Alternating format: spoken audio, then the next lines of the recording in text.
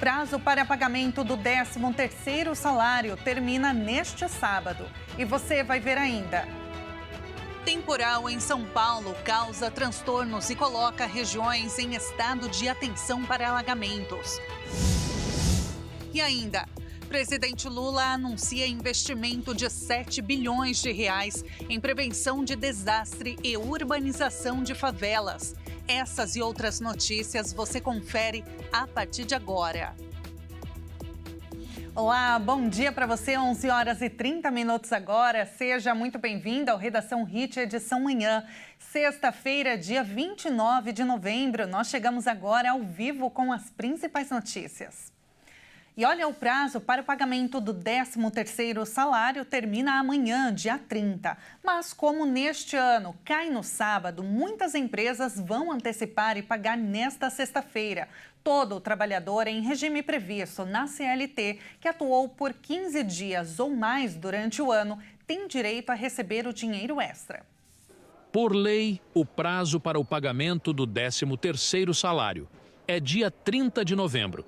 Como a data cai de sábado, o depósito precisa ser antecipado para 29 de novembro. Tem direito a receber o benefício todo trabalhador em regime previsto na Consolidação das Leis do Trabalho, a CLT, que atuou por 15 dias ou mais durante o ano e que não tenha sido demitido por justa causa. Essa gratificação natalina pode ser paga de duas formas, em parcela única ou dividido em até duas partes. Se a empresa optar pela divisão, a segunda parcela deve ser creditada na conta do trabalhador até o dia 20 de dezembro.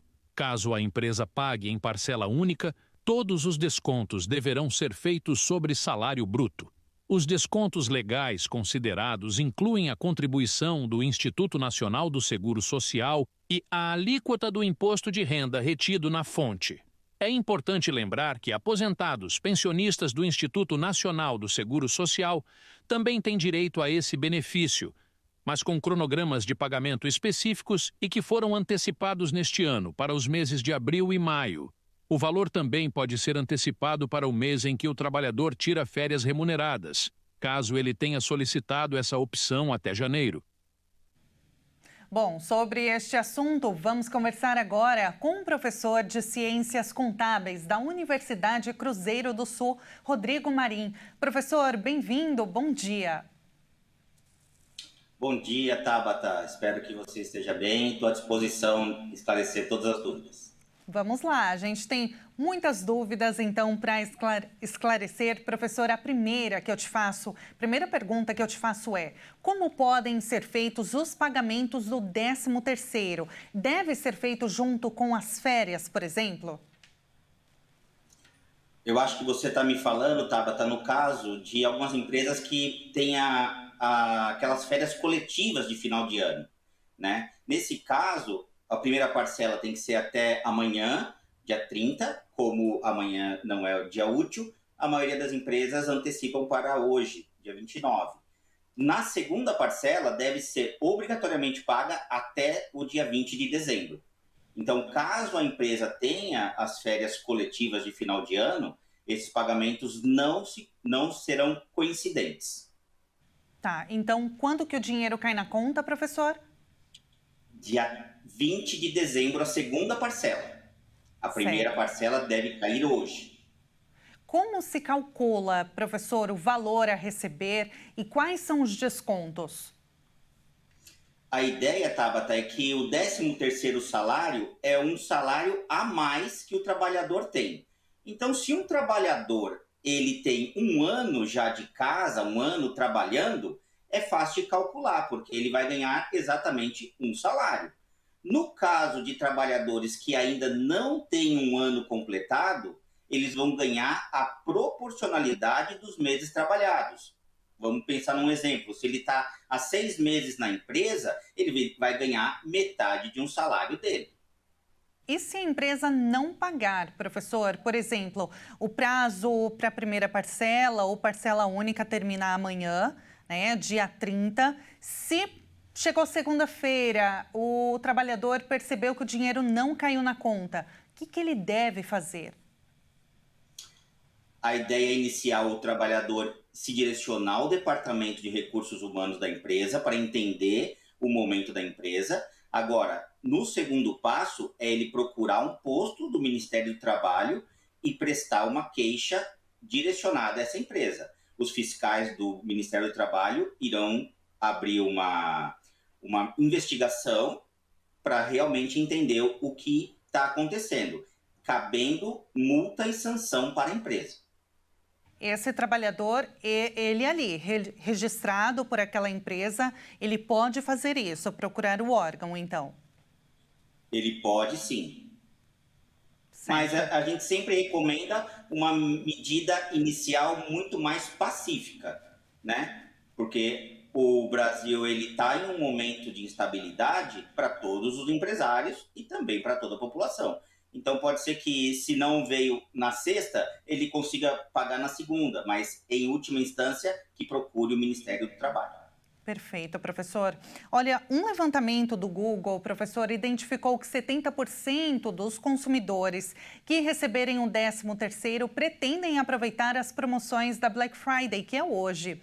Quais são as principais recomendações para que os consumidores não ajam por impulso, professor? Recebeu ali esse dinheiro, é claro que todo mundo, dinheiro muito bem-vindo, a gente sabe, fim de ano, comecinho de ano principalmente, né, que chega ali IPVA, IPTU, rematrícula de escola, enfim, tantas contas para pagar e aí a pessoa acaba sendo levada por muitas promoções, né, no dia de hoje. E aí, professor, quais são as suas recomendações? Realmente, Tabata, a tentação é grande, né? Porque às vezes você está namorando um item há algum tempo e bem hoje, que caiu a primeira parcela do 13º, esse item está mais em conta. Então, o que a gente sempre recomenda é prudência. Aquele item realmente ele é de primeira necessidade? Se for, aproveite as promoções da Black Friday. Mas lembre-se sempre de fazer essas pesquisas, porque às vezes eles têm muito mais uma questão de publicidade do que efetivamente o preço mais baixo. Então, vale sim uma pesquisa aprofundada. Com e certeza. Como você bem disse, no começo do ano temos IPVA, temos IPTU, temos rematrícula de escola, materiais escolares. Então, é muito importante pensar no futuro também. Com certeza. E futuro bem próximo, aliás, né, professor? E a prudência é a palavra-chave que você bem disse aqui. Professor, muito obrigada. Foi um prazer falar contigo. Seja muito bem-vindo ao jornalismo da Hit TV. Eu espero falar contigo em breve. Muito obrigado a você e bom dia a todos. Um ótimo dia, professor. Nós acabamos de falar com o professor de Ciências Contábeis, Rodrigo Marim. E olha, a capital paulista, aliás, eu vou para 2, aqui a capital paulista anoiteceu mais cedo ontem por causa do mau tempo. Após uma manhã e início de tarde com calor intenso, um temporal no fim da tarde colocou todas as regiões da cidade em estado de atenção para alagamentos. Nesta quinta, por volta das 5 da tarde, já tinha anoitecido em São Paulo. O Centro de Gerenciamento de Emergência da Prefeitura colocou a cidade em estado de atenção para alagamentos por volta de 4h20 da tarde. A região mais atingida foi a zona sul da capital. No Campo Limpo, um motociclista quase foi arrastado pela enxurrada enquanto tentava segurar sua moto. Ele conseguiu pegar o veículo com a ajuda de outro homem. A cidade registrou pontos de alagamentos em várias regiões. O Corpo de Bombeiros recebeu 25 chamadas relacionadas a quedas de árvores. Em um supermercado da capital, parte do teto desabou sem feridos. Na zona oeste, telhas caíram em uma escola municipal que suspendeu as aulas. Por conta da chuva, houve queda de energia e cerca de 130 mil imóveis ficaram sem luz. As equipes da Enel foram para as ruas para restabelecer o serviço e o número de imóveis no escuro caiu para 100 mil às 8h30 da noite. Em nota, a concessionária Enel informou que as regiões mais afetadas foram Oeste e Sul. A distribuidora acionou antecipadamente o plano de operação, com mobilização adicional das equipes em campo, que seguiram trabalhando para restabelecer a energia para os clientes que tiveram o serviço afetado. E olha, entre a noite de quinta-feira e na manhã desta sexta, pelo menos 75 pousos e decolagens foram suspensos devido a fortes chuvas que atingiram a capital paulista durante a tarde de ontem. Isso aconteceu no aeroporto de Congonhas, na zona sul de São Paulo. Das redes sociais, passageiros relataram as dificuldades e as grandes filas e aglomerações que se formaram. A AENA, concessionária responsável pela administração do terminal, afirmou que Congonhas opera normalmente para pousos e decolagens nesta manhã. A capital paulista amanheceu com poucas nuvens e tempo abafado e chuviscos isolados. A partir do meio da tarde, no entanto, as instabilidades ganham força e há condições para pancadas de chuva de moderada a forte intensidade novamente, com elevado potencial para formação de alagamentos. E no próximo bloco você vai ver, presidente Lula anuncia investimento de 7 bilhões de reais em prevenção de desastres e urbanização de favelas. Agora, imagens ao vivo na sua tela da cidade de Petrolina, Pernambuco. 29 graus por lá. Nós voltamos em instantes.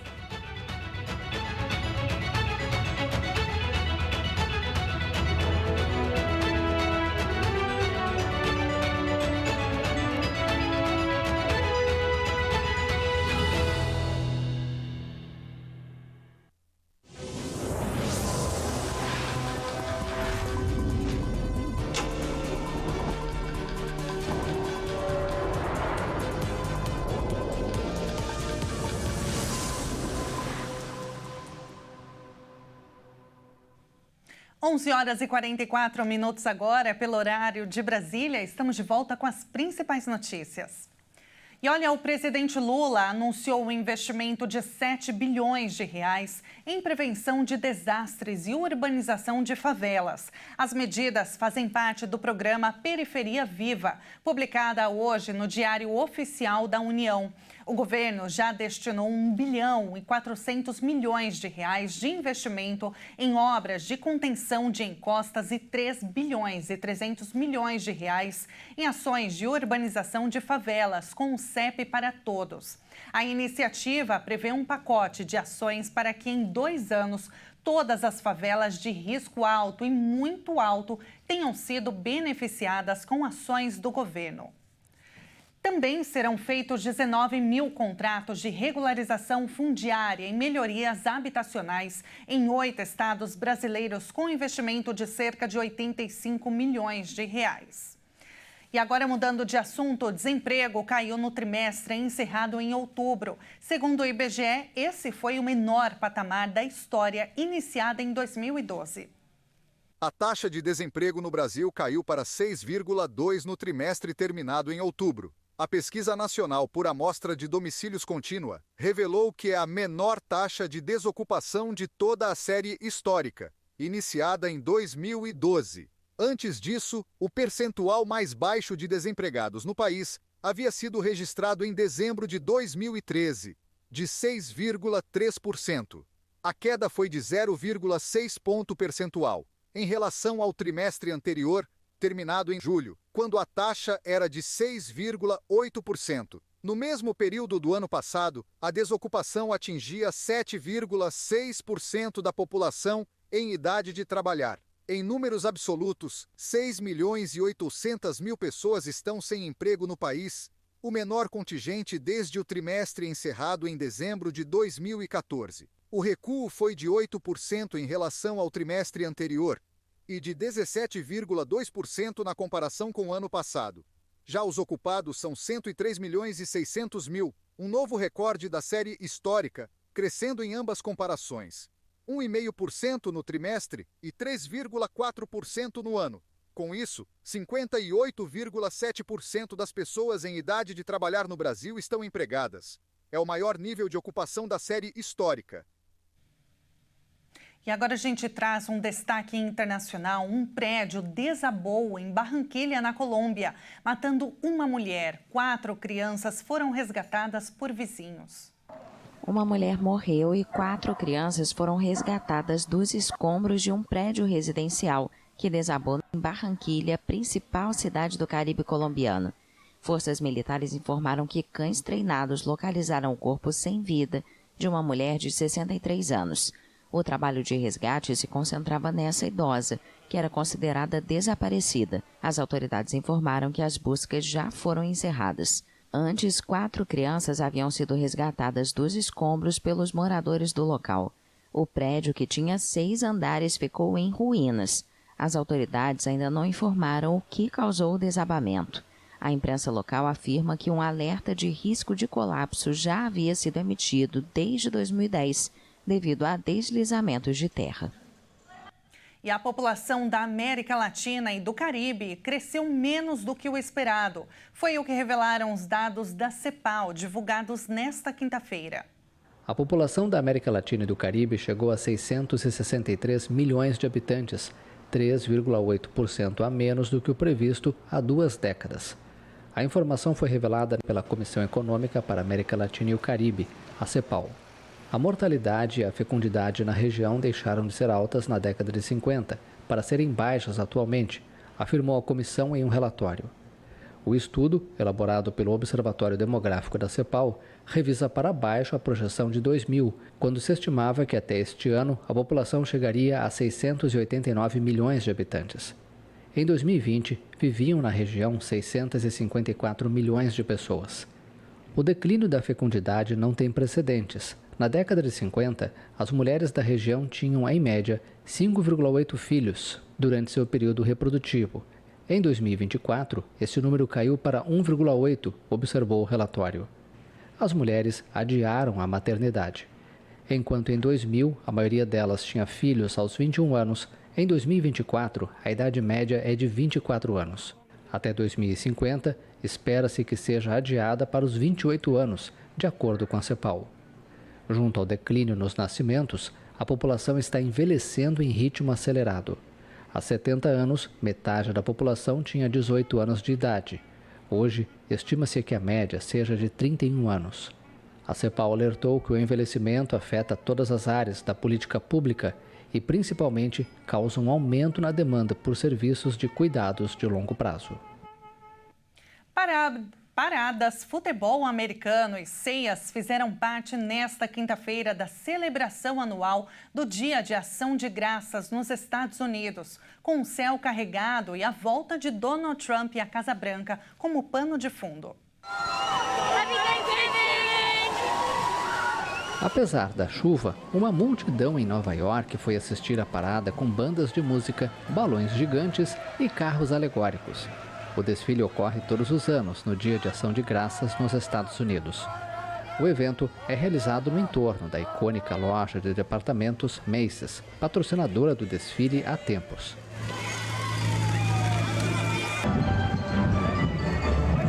Entre as celebridades que participaram estavam as cantoras Kylie Minogue e Jennifer Hudson.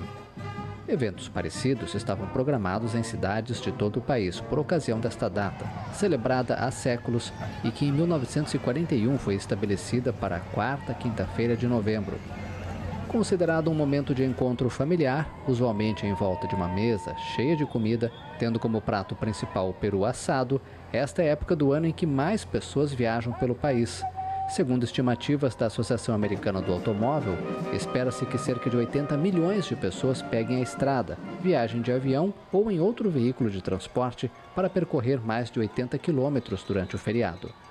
As reuniões de ação de graças serão as primeiras para muitas famílias desde as eleições de 5 de novembro, vencidas pelo republicano Donald Trump. Para alguns, a polarização foi grande demais e eles preferem evitar completamente as discussões sobre política. E na edição de hoje nós vamos conhecer um lugar conhecido por suas praias paradisíacas. Vamos para a Tailândia. Localizado no Sudeste Asiático, a Tailândia é conhecida pela rica cultura, paisagens deslumbrantes e história fascinante. A Tailândia é famosa por suas praias paradisíacas e uma gastronomia única e um setor turístico muito desenvolvido, recebendo milhões de visitantes todos os anos.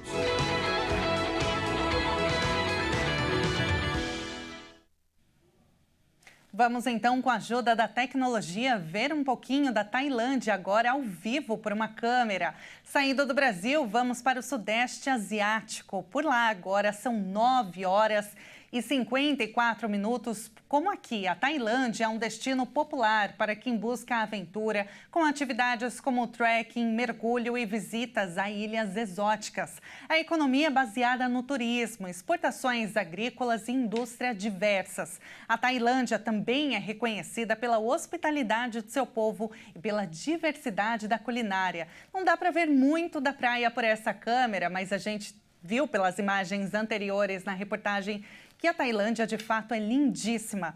E assim a gente encerra esta edição. Muito obrigada pela sua companhia. Uma excelente sexta-feira para você e um ótimo fim de semana. Até mais.